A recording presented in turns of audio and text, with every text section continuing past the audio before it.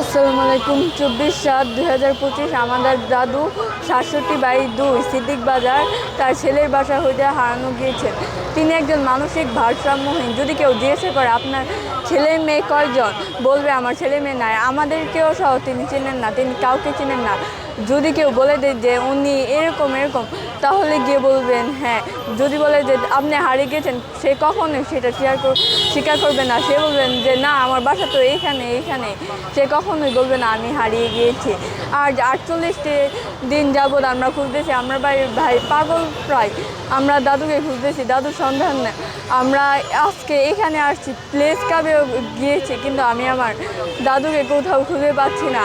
আমরা শাহবাগ, মিরপুর, তারপর হচ্ছে কালকেও আমরা গিয়েছি মিরপুর, গাজীপুর, আরও অনেক জায়গায়, বিভিন্ন হাসপাতাল, বিভিন্ন মাজার, এমনকি আমরা মর্গেও গিয়েছি। অথচ আমি আমার দাদুকে খুঁজে পাইনি।